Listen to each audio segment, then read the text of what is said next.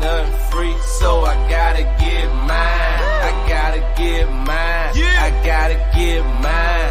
Ain't nothing free, so I gotta get mine. I gotta get mine. I gotta get mine.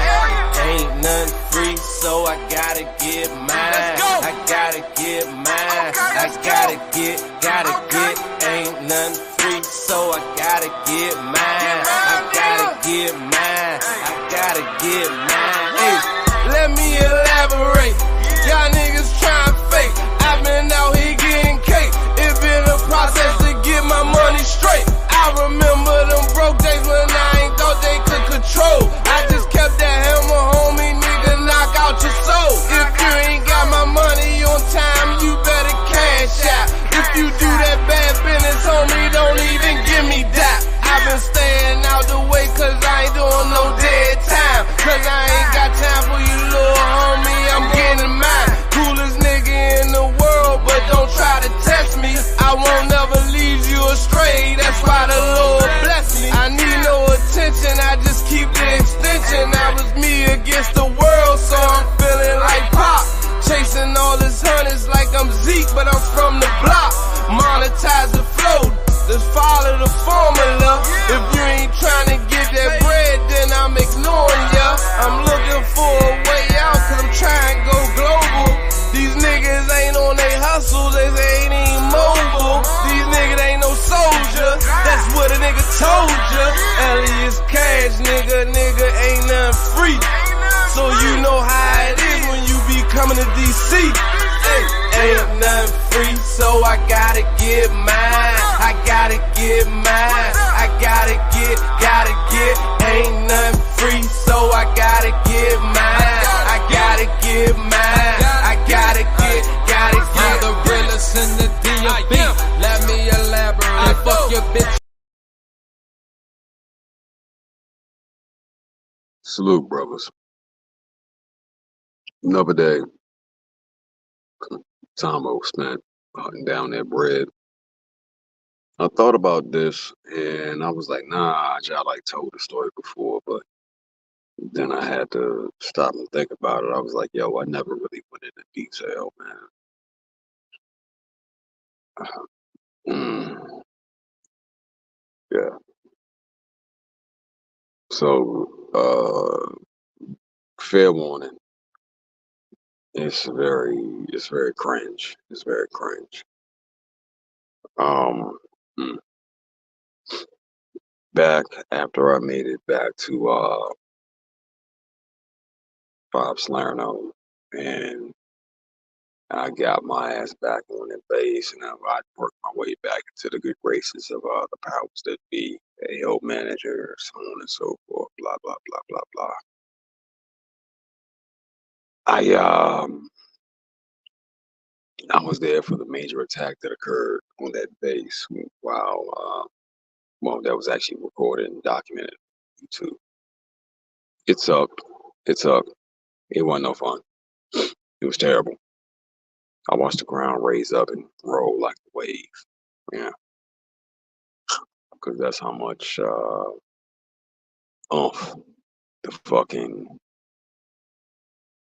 the first barrage had. You know. But I met this dude. It was brand new some months ago. He came in all happy and excited at this opportunity that he'd been presented with, right? To come over here, to get a job with a major corporation, to come over here to a place like this and start working, right?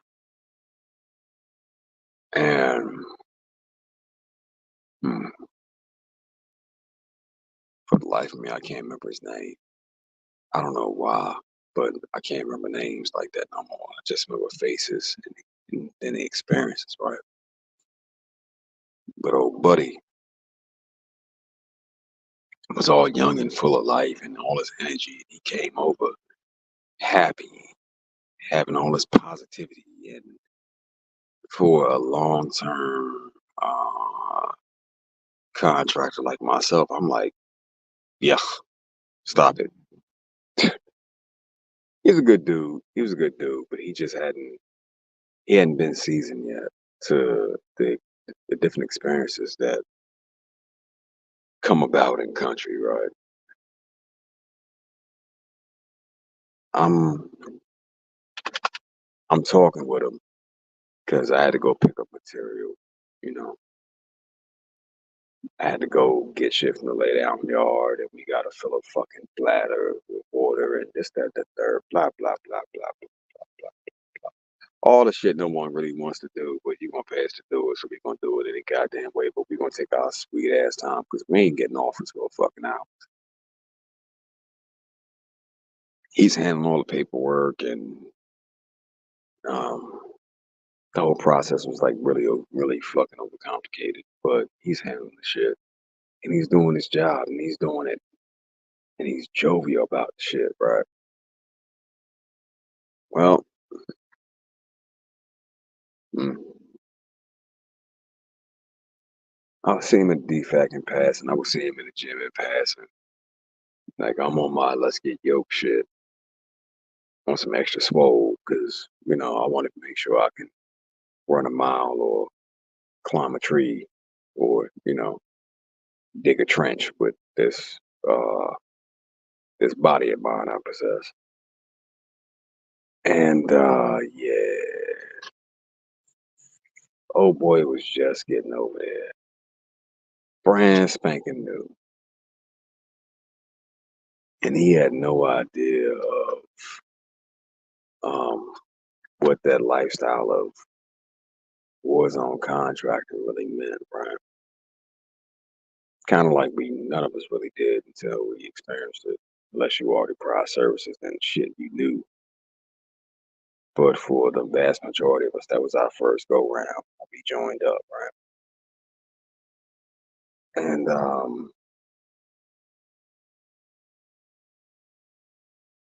young buddy was working in the materials yard, bro. Good dude. Got to talk about his wife, how we just had a kid, and he was going home to get married, and he was gonna be, father of the motherfucking year forever and ever, amen. And if you would sit and listen to him, you could see the light just like twinkle in his eyes, bro. He was just like so excited. Yeah, he married Akeisha.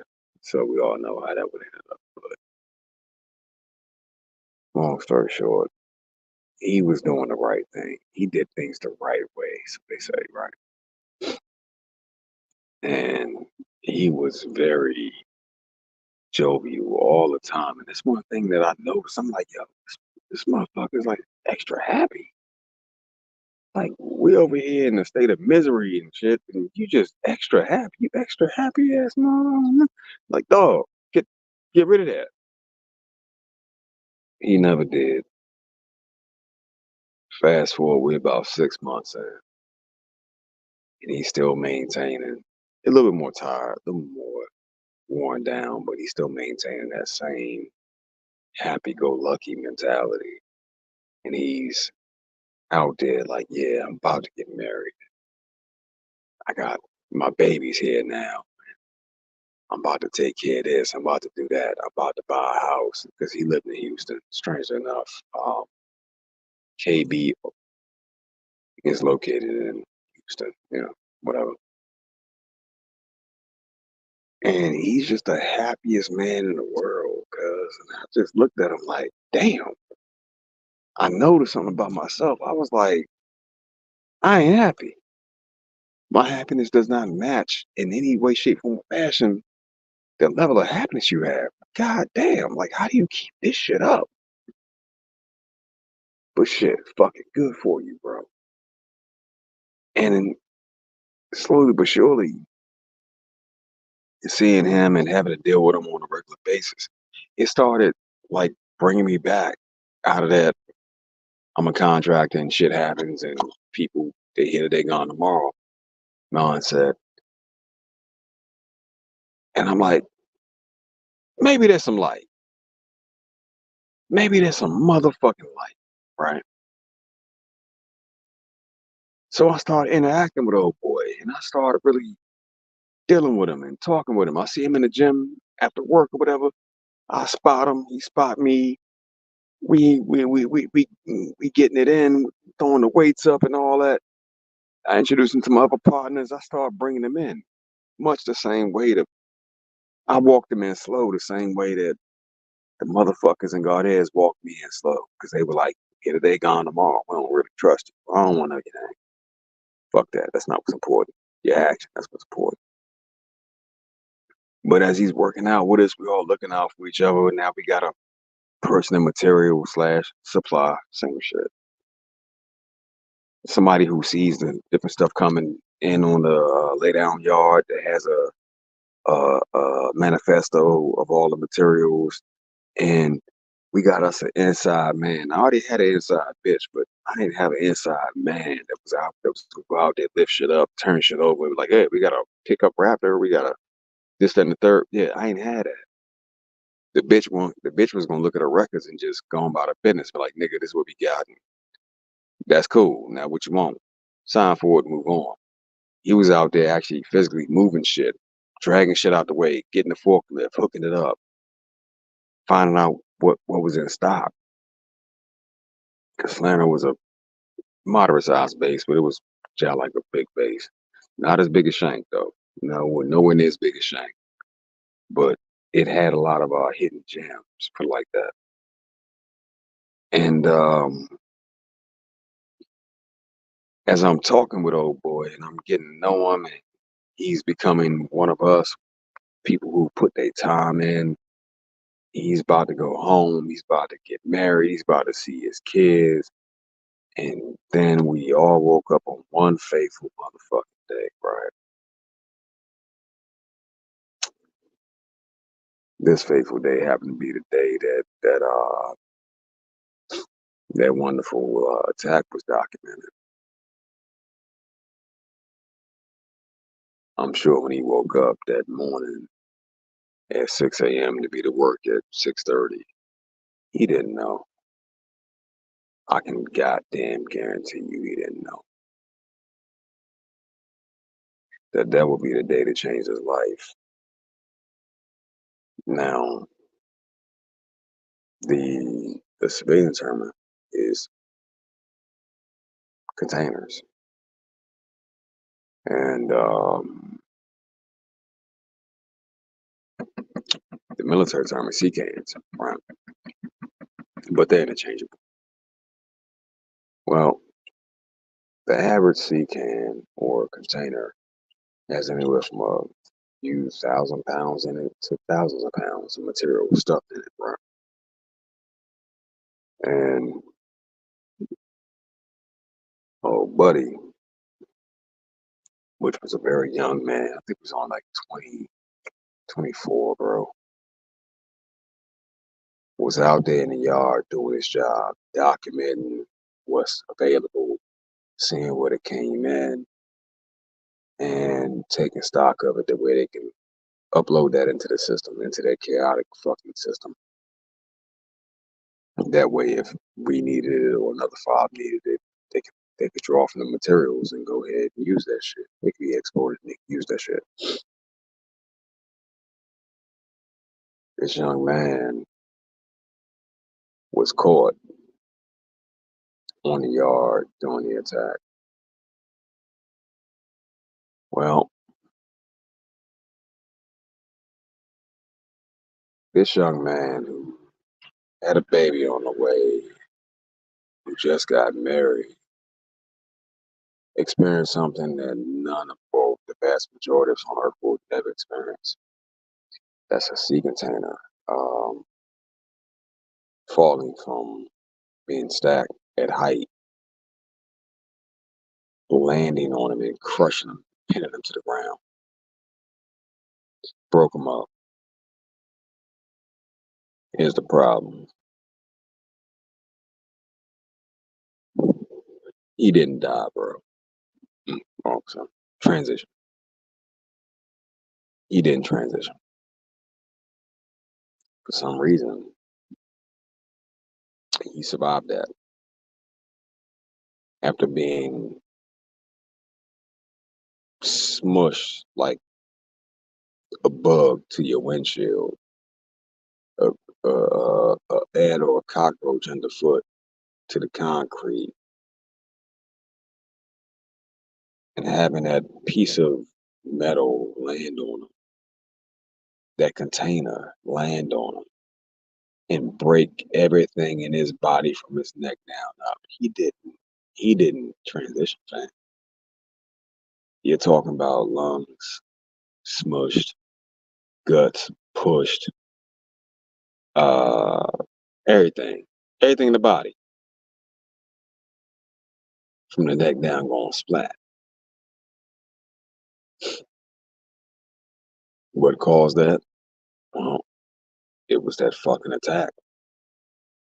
Well, they still debate over it on how many pounds it was, but some say 13, some say 15, some say 25.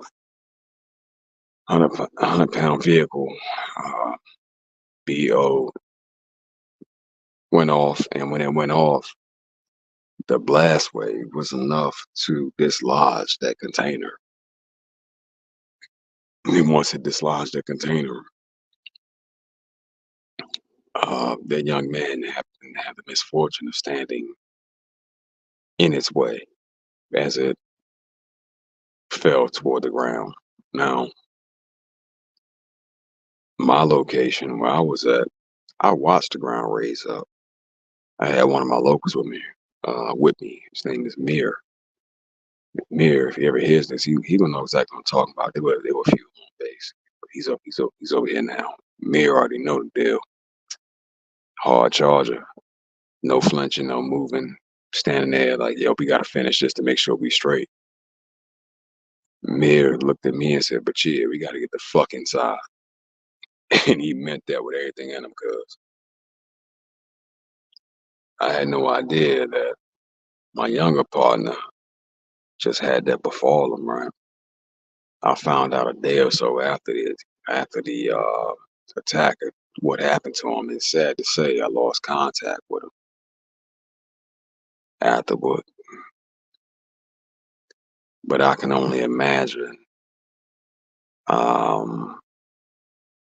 ultimately how his life wound up. Now, his wife, hopefully she stayed with him and stayed by his side, but when your body's broken in that manner, it's kind of hard to come back from that one, yeah, champ. The human body's a motherfucker, and there's certain shit is survivable. Other shit you wouldn't expect it to survive, but it does. It fucking does, man. And no one would have ever expected that right there would be survivable. That blast knocked that motherfucking container off, and you could still see I mean, the splatter imprint from when it landed on him in the yard. The only thing that probably really saved him was the fact that it wasn't concrete. It was some goddamn fucking river rocks, so the ground gave and concave somewhat around him. But it landed on him and it fell off to the side. Stories like this one are some of the horror stories that you just don't believe are real until you fucking see them for yourself. Now, they didn't move that container that did that damage to that man for a couple days because everyone was in awe. They were even more so in awe after they stabilized him in the hospital in Salerno and got him to Bagram. They informed Germany that he was still breathing. It was like a fucking miracle, man. But I have no idea where that bro was at today. But his story is one I will never fucking forget. Cause he was so fucking happy-go-lucky. He was full of life, and it just goes back to that whole example of it's never the motherfuckers you want to get the fuck up out of here, the straight pieces of shit. It's always the fucking most jovial, happy people. It's always the pieces of shit that make it, bro. I will never understand that. Just like that dark energy surrounds him or protects him, some shit. I don't know. I never forgot about him. I hope he's in a much better position. And I hope his wife uh stuck beside him and took care of him through all that. But that was back like in 2012. Well, fast forward up to now, I don't know, bro. I don't know. But that sea can crushed him, Slim. Crushed him. Broke him up. Proper. No one thought that some shit like that was even fucking possible. We were all very lax in our duties. We were all very laxed in our work until shit hit the fan. And unfortunately, that day, that young brother had to pay for our laxed attitudes. Because we were used to getting hit, but we ain't never seen no shit like that. That shit looked like a fucking nuke going off with a dust just knock off the building, the concussion wave. People get laid the fuck out. Your senses are overwhelmed because it's loud. So now your ears hurt. The concussion or the blast pressure has pretty much knocked the air out you. And you just stuck in that boo. People talking, running, screaming. Hell, we had one bitch that thought she was the queen shit of the motherfucking five. They got to dumping off at this big pretty yellow ass hole. They was trying to murk her motherfucking ass during that day. And this bitch was running for her life, ducking and screaming. That experience was one that I don't think I ever forget. Not that one. Motherfucking TVs that were mounted to the walls getting knocked off, falling on people. Fucking coffee pots flying in people's faces. It was a motherfucker, bro. For the company that was in charge at the time, they always prided themselves on having the best safety record in the world. FLUO, and I can't say the last letter, but that day they caught the worst safety record in history, and they were madder than the son of a bitch. They were like, ew. Well, welcome to the world of Warzone contract. Everything ain't gonna be pretty. They always gave us the TSAs. That way, they can make it your fault.